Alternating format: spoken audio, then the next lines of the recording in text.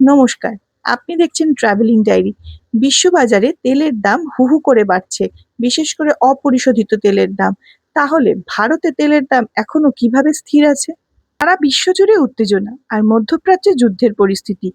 পৃথিবীর প্রায় ৩০ থেকে ৪০% তেল আমদানি হয় যেই অঞ্চল থেকে, সেই অঞ্চলে যুদ্ধ লেগে যাওয়া মানে তেলের বাজারে তো আগুন লেগে যাওয়ার কথা। কিন্তু ভারতবর্ষে পেট্রোল ডিজেলের দাম এই অবস্থাতেও মোটামুটি স্থির।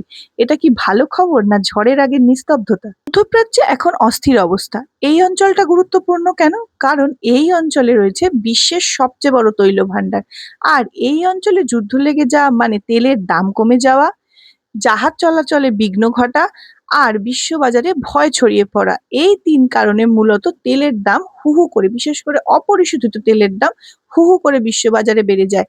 আর এর প্রভাব পড়ে প্রতিটা দেশের সাধারণ মানুষের উপর। এখন বড় প্রশ্ন হচ্ছে, এই অবস্থাতেও ভারতে পেট্রোল ডিজেলের দাম মোটামুটি কিভাবে স্থির রাখছে? এর অন্যতম কারণ হচ্ছে প্রাইস কন্ট্রোল স্ট্র্যাটেজি। ভারত সরকারের হাতে আছে প্রাইস কন্ট্রোল স্ট্র্যাটেজি, অর্থাৎ তেলের দাম পুরোপুরি বেসরকারি কোম্পানিগুলোর হাতে ছেড়ে না দিয়ে সরকার এর ওপর সবসময় নিজের নিয়ন্ত্রণ রাখে। তাই সরকার চাইলে তেলের দাম নাও বাড়াতে পারে। এছাড়াও হঠাৎ করে মুদ্রাস্ফীতি যাতে না হয়, বা ৫টা স্টেটের নির্বাচন আসছে, সেই নির্বাচনে আগে রাজনৈতিক স্থিতিশীলতা বজায় রাখাও ভারত সরকারের একটা স্ট্র্যাটেজি হতেও পারে।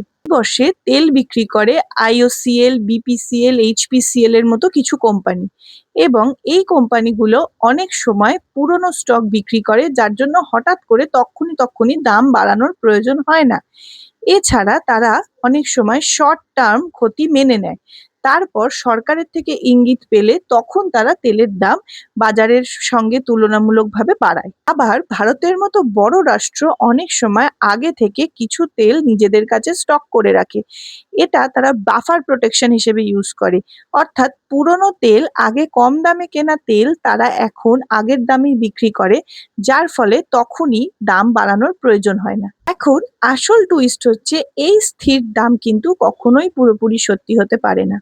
তার কারণ সরকারকে বিশ্ববাজার থেকে নতুন করে তেল কিনতেই হবে, এবং সরকার যদি পুরনো দামে সেই তেল সাধারণের কাছে বিক্রি করে, তাহলে তার মাঝের যে গ্যাপটা হয়ে যাচ্ছে, সেই গ্যাপটা সাবসিডি হিসেবে সরকারকে পূরণ করতে হয়, যার ফলে সরকারের বিপুল পরিমাণ লোকসান হয়। আবার অয়েল কোম্পানিগুলো অনেক সময় তাদের পুরনো তেল লোকসানে বিক্রি করে, ফলে তাদের ফিনান্সিয়াল হেলথ, কোম্পানির ফিনান্সিয়াল হেলথ অনেকাংশেই খারাপ হয়ে যায়।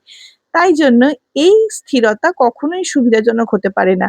তার কারণ, এখন আপনি যেটা বাঁচাচ্ছেন, হঠাৎ করে একদিন অনেকটা দাম একসাথে বেড়ে গেলে সেটার থেকে অনেক টাকা একসঙ্গে আপনাদের হাত থেকে বেরিয়ে যাবে।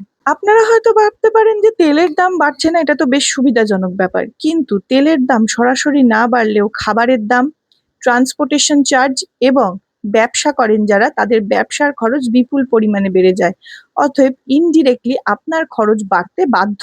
অর্থাৎ মূল সারাংশ হচ্ছে, তেলের দাম এখন অনেকটাই স্থির, এবং অন্যান্য দেশের তুলনায় ভারতে তেলের দাম তেমন ভাবে বাড়েনি। কিন্তু এইটা সাময়িক সুবিধা। হঠাৎ করে একদিন অনেকটা তেলের দাম বেড়ে যেতেই পারে, যা সরাসরি প্রভাব ফেলবে অর্থনীতিতে। আপনার কি মনে হয়, এটা সঠিক স্ট্র্যাটেজি নাকি এটা শুধু সময় কেনার চেষ্টা? অবশ্যই জানিয়ে যাবেন।